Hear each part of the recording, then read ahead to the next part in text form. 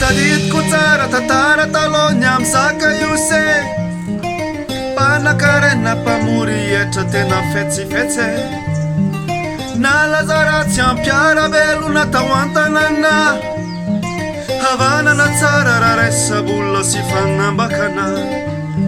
Dayary nandalo an-Jeriko Jesosy tompo e Handeha hitondra vaovao mafaly ho an'ireo mpanompo Rosoany anaty vahoaka maro zaka iosikele Tambony aviavy izy fa te ijere iaheheho Tompony ansomilina fagny diamba Sy maintsy toetra ao an-tranonao Toetra ao an-tranonao azahoe Aniona nanaraka anao na iozy sy sainany Fandalovana ihany Fandalovana ihany ty tany ty Maelakerisaka io sambandroso an'ity vahiny Ty vahiny Foto izany de nilaozany azo nilingirany Ny menimena ny afazasena ny lalane Ila mahery an-trana mihole fahalane Niovako ary zaka io sika sanitene Naleko nerako aho efatrene Hidina sasa-panana komeko ny malelo Hafoky io daholo e irene Tompo namany ampisikina sa pahendre Tena faly ny tompo Tonga amty trantian'io ny famonje Trantian'io ny Zanaky Abrahama kono anarany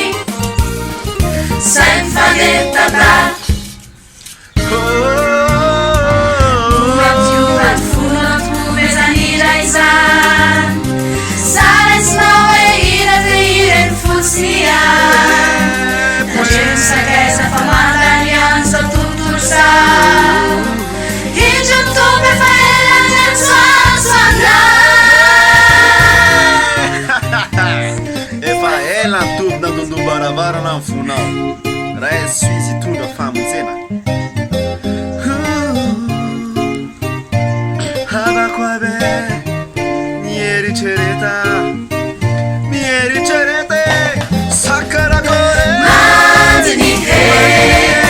Ansony andao Mireba he Uzanany andao Mandiny he Ansony andao Mireba he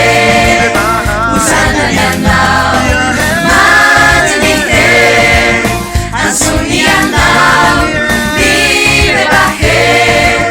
Uzanany andao Mandiny he Ansony andao Mireba he Uzanany andao Nianganao fona ny tompo Nianganao fona